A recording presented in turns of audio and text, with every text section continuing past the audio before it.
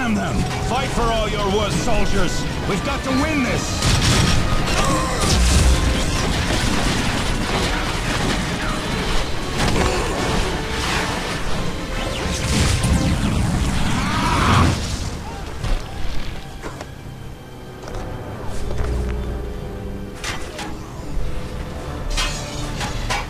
Sisters! Fight by my side!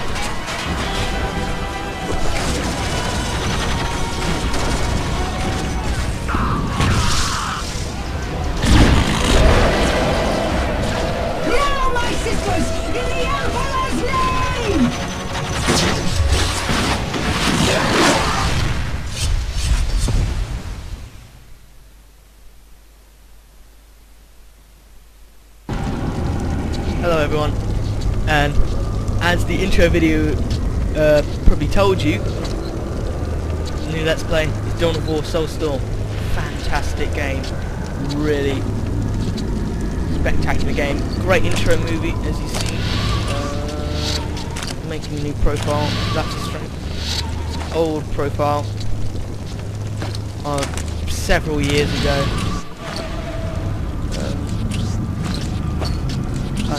Okay, so got a new profile and we're going to be starting a campaign. The campaign on Soulstorm, I really like it. It's a great campaign. Probably noticed the frame rate at the bottom. Sorry about that. Don't know why that's there. I'll get rid of that. It might not actually show up in the video, it probably will, but if it's not, sorry, ignore me. But if it is, I will get rid of that by next video. Apologies. Dawn of War Soulstorm, great features it's got. Skirmish, multiplayer, army painter. The army painter is brilliant. You can get your own teams effectively, so if any of you out there collect the tabletop miniatures of Warhammer and you paint your own army and you have them with your own colour scheme, you can create them on this army painter. You can create your army, or you can just create one that you think looks cool, which is really a great feature, and then you can play with that. You can play with that army in skirmishes and in multiplayer. But that is not why we're here. We're here for the campaign, and so let's jump in. Let's start this Let's Play of Dawn of War Soulstorm. I can't wait. Go away. I don't want to play the tutorial. Not going to edit out this loading screen because I'm going to just give a bit of an introduction. So this loading screen is actually a bit like the main campaign screen because it's not like a traditional campaign where there's a strong narrative theme and you start off with only a few units and stuff like that. No, this is it's a bit of a sandbox. It's almost a little bit like a Total War game in the sense that there's a big campaign map and it's turn-based, but similarities are very minor. So let's get right in. We're going to be going for a challenge, and I may downgrade the difficulty if I'm really struggling, but hell, sounds like it's worth a try. So we're going to be going on hard difficulty. I might get hammered. This might be a short Let's Play. We'll see. I've never really played on hard before, but I figure you don't want to see me winning easily on normal, so we're going to jump in for hard difficulty. It was the sudden appearance of a warp storm at the Kaurava system's outer edge that first caught the attention of the Imperium, and not just the Imperium.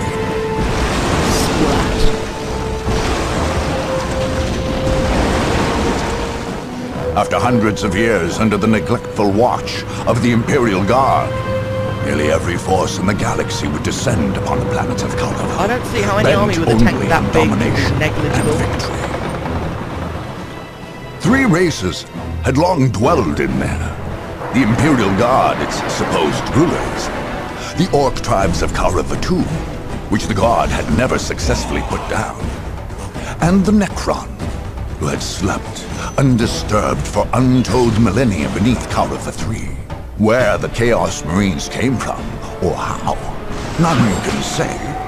Did the Warp Storm bring them, or did they bring the Warp Storm? There will be blood. Both appeared suddenly on Kaurava 4, and in an eye blink, half the system's Imperial forces were gone, killed or claimed by the madness of chaos.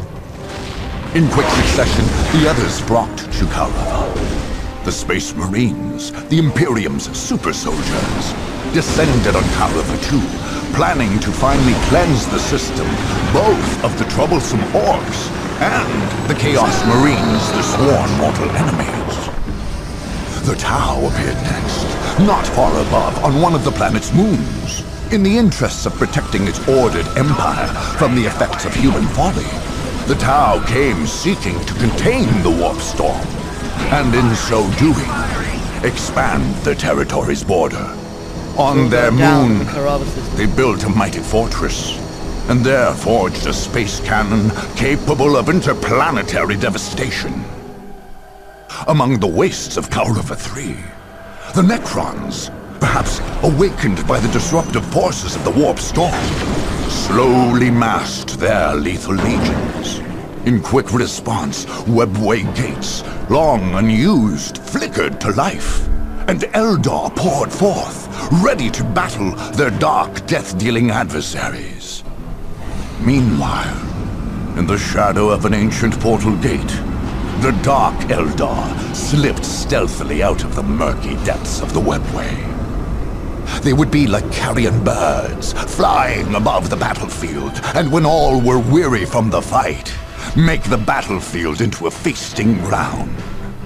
Last to arrive, and perhaps most to be feared, were the Sisters of Battle. Nothing Holy that maidens sparkly and bearers of the God Emperor's faith. They had come to cleanse the system of corruption and filth. Their faith left them fanatical, unafraid of death and solace in their cause. Nothing here was clean. Never ask All one of them must for a be well-done purged. mistake.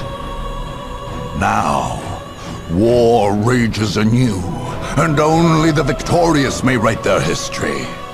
Only the victorious will claim the planets of Kaurava. You heard, man, viewers. That's kind of set the scene, and as you can see right here, we can play as every single faction you described.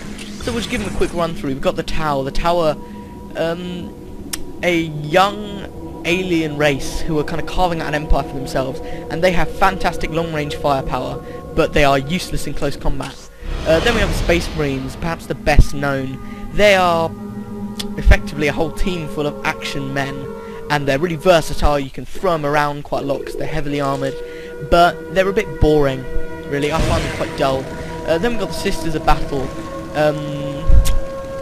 Well, you heard quite a bit about them in the intro movie. They're very zealous and fire and brimstony.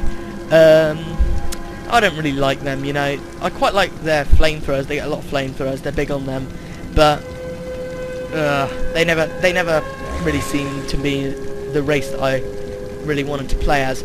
So no, we're not going to be the Sisters of Battle. We've got the Orcs, and that guy really just says it all. Big and stompy. Pretty fun to play as, but a bit one-dimensional for my liking. They're a bit crude, you know. I'm a more sophisticated guy than to stoop so low to the level of these greenskins. Then we've got the Necrons, who are like really slow and ponderous, but very heavily armoured and very hard to actually get rid of. So a bit like steel cockroaches, you could say. I don't really like cockroaches, so we're not going for the Necrons. We've got the Imperial Guard, who are comparable to the kind of modern armies of today, just with a bit of sci-fi added to them. So there's a lot of them. They're not very good. They actually look like people, not sort of bio-enhanced Supermen. And they get good tanks and good artillery, but I've already done this campaign as the Imperial Guard, so I'm not too bothered about them. We've got the Eldar, and they're effectively science fiction elves, basically. They're fast-moving, pretty lightly armoured. They use a bit of kind of, well, it's effectively magic, and they're not big on slow and lumbering and heavily armoured tanks. I was never very good with Eldar, I'm still not, so I certainly don't want to play him on hard difficulty. Then we got the Dark Eldar, who are effectively Eldar's twisted and evil cousins. You can kind of tell by the skull and the little grin. They are high damage, fast moving, low health, kind of hit and run tactics. And finally we have Chaos, who are evil Space Marines, much in the same way that Dark Eldar are evil Eldar. They are pretty much the same as the Space Marines in that they're heavily armoured, versatile, they can do a lot of things well. But they also get some twisted, warp, evil powers. But again, just like Space Marines, they never really did it for me. Instead we're going to play as a team that I always found quite hard, but I always found very interesting and often quite underplayed. So we're going to be playing as the Dark Eldar. Just look at them, don't they look cool? It's definitely going to be a challenge for me. I'm not particularly confident with them, but I think they look really cool. I think they're exciting to play as, and hopefully they're quite exciting to watch. They're not a team for kind of slow, ponderous, grinding battles. So, you can see we've got a bonus power. We can travel free ancient gate travel. I can't remember exactly what that does. So I guess we'll find out when we start this. So let's get going on the Dawn of War Soulstorm Dark Eldar campaign. Here we go. Crunch.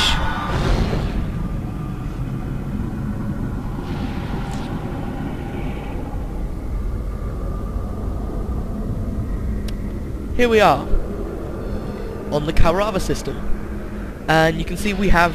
Welcome to the single-player campaign of Dawn of War. Shush, go away. As you can see, we only have one territory, which is our stronghold, and I'll explain that later, on the moon of Kaurava 4. Now, the way the territories are divided is there are all these normal territories, and then the ones with the little faction banner on, they are the strongholds, and they are basically the home province of that particular team. So the Chaos stronghold is this one, the peninsula of Izio, and that's what gives them their planetary bonus, which is ignore supply lines. So they, and I'll explain that maybe when we destroy them or something. You saw that the Dark Eldar special bonus was free ancient gate travel. Now the way you get between planets in the Kaurava system is by ancient gate travel, which is basically travel by these things, which are basically like teleporting things. And the Dark Eldar special ability basically means you can see here, every other race can only go where the lines are. So for instance, if we were on Monza, whatever, Mons probably, you know, whatever, space pronunciation, what are you going to do? If we were there, if we were any other faction, we'd normally only be able to travel there and there. You can see those are the lines that we could go, but as the Dark Eldar, from our ancient gate, we can travel to any other ancient gate. Now that gives us a big advantage in that we can effectively attack who we want to. However, we've got to be careful not to get cut off and isolated, which could quite easily happen. So we're being steered towards having our enemies as Chaos, who co-inhabit Kaurava 4 with us. These icons are bonuses that we will get should we capture that area. So for example, if we capture the Parmenian Heath, we will get as our honor guard a special squad of warriors who are the basic Dark Eldar infantry. And if we capture here Marconia, we'll get a special squad of mandrakes who are melee infantry. The ancient gates don't give any bonuses, they are just ancient gates, so you're allowed to move between planets with those. Just a second, the cable for my headset got caught under my chair, sorry about that. So a probable goodbye for now, and see you in part 2.